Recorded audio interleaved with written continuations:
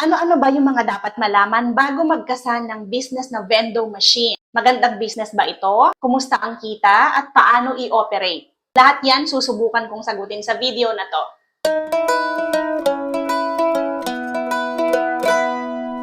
So, isa din kami sa mga sumubok ng vending machine business. Bale, ipinwesto namin siya sa isang car wash ng kapatid ko.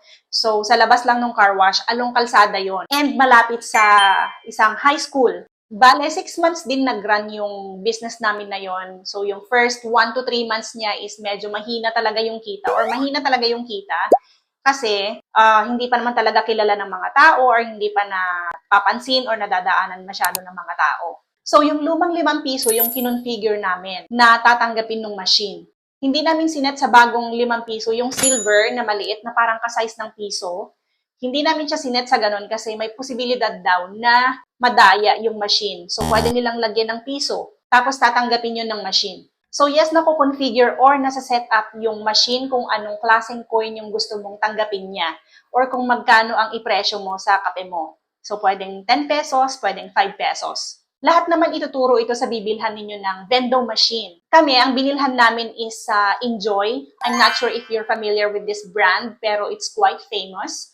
Yung Enjoy na brand. Through online ko lang siya binili. So, pumunta ako sa website ng Enjoy. Tapos, si Enjoy, finorward niya ako sa branch nila na pinakamalapit sa location ko. Tapos, si branch nila, kinontak ako.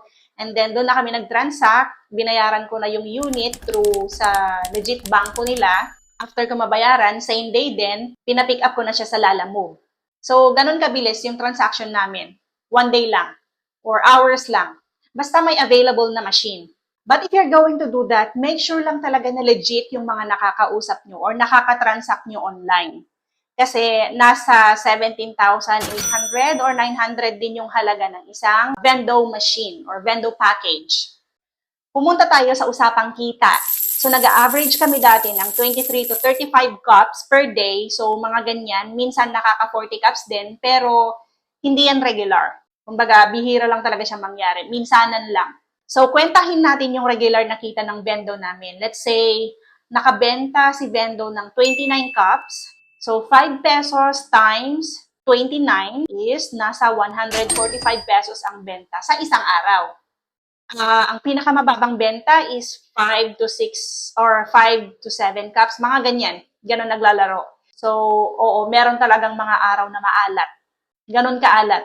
Sa konsumo naman ng kuryente, is mababa naman or matipid yung vending machine actually. Hindi ko lang kasi napicturean yung electrical label ng machine, kaya hindi ko na madidiscuss ngayon.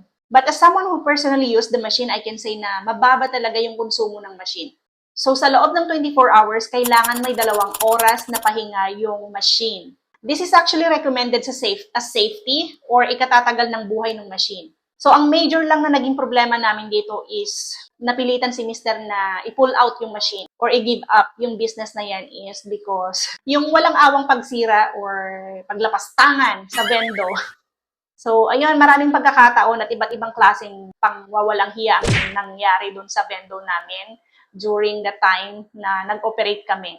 Meron yung tinalian yung piso, tapos nilagay sa coin slot, so may tali yun ha, and then ang intention talaga nila is bawiin yung piso. Ganon. So, ang nangyari doon, na-stuck yung piso doon sa coin slot. So, yung mga magkakape talaga na legit, hindi na makapagkape. So, doon nagkakaproblema. Imagine yung layo pa ng bahay namin is, hindi naman masyadong malayo, but medyo malayo-layo din. Hindi ko siya basta matatakbo kasi may maliit din ako eh. Pero pag nagkakaproblema naman ng mga ganon, is pinipilit ko naman talaga siyang puntahan agad-agad. Minsan naman, sinasabuyan yung machine ng kape. I know na hindi na yung kape na yun is hindi galing sa vending machine ko kasi may one time na nilinis ko siya, tinurn off ko, tapos umalis na ako. So, pinagpahinga ko yun talaga ng 2 oras. Pagbalik ko, basang-basa na siya ng kape. As in, nagkalat talaga yung kape sa tray nung machine, tapos sa baba. So, oo, meron din palang mga certain complaints tayong matatanggap dito or mararanasan, katulad na lang nung pagkaubos bigla ng tubig o kaya ng baso, or pagka-jam ng baso, ayaw bumaba. Pag ang baso nag-jam or hindi bumaba, asahan nyo, lunod yung tray. Sobrang daming kape niyan. Sa problemang ayaw bumaba yung baso or nag-jam yung baso, is doon lang yun sa pagkakadikit-dikit ng baso. Kaya may tamang paraan ng paglalagay ng baso. Doon sa pinaka-holder niya na tube na ganyan, kailangan isa-isahin mong ilagay yung baso para walang magkakadikit-dikit or walang maganon masyadong mahigpit. Kasi kung diretso mo nang ilalagay yung baso from the plastic, kung diretso mo nang ilalagay ng ganon, mahigpit yan. May hirapan yung machine na nabunutin isa-isa yung mga baso. So, kailangan isa-isa mo siyang ihuhulog doon sa tube, doon sa holder.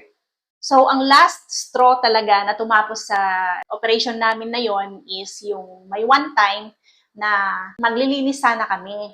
Then, biglang may 3 high school student na nagkakape or nag-order that time. So, naghihintay lang yung asawa ko sa likod. And then, na-timingan niya na yung isang bata, yung isang high school, bumunot or nagnakaw ng baso doon sa outlet mismo ng baso. So, pinasok niya yung kamay niya doon para kumuha ng empty cup. So, technically, ninakaw niya yon. Ay naku, swakto naman talaga yung pagkakatiming ng asawa ko. Kitang-kita niya kung paano binunot yung baso mula sa ibaba, kung paano pinilit na kunin yung baso mula doon sa outlet. Akala siguro nila is customer lang din kami.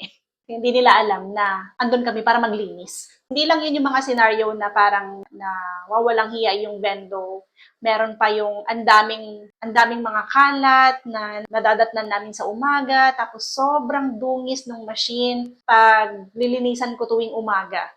So right then and there, pinull out namin yung machine kasi iniisip namin kasi baka balikan ng mga bata, so tuluyan nilang sirain yung machine. So, lalo kaming walang napakinabangan. Hindi kasi natin masabi, baka balikan or whatnot. 5 piso na nga lang yung benta dyan, di ba? Dadayain mo pa ba? Manduduga ka pa ba ng tao? Hindi ko na nga ginawang 10 piso yun. 5 piso na lang. Napakamura na lang. Meron pa rin talagang hindi makukontento. At gusto talagang maminsala.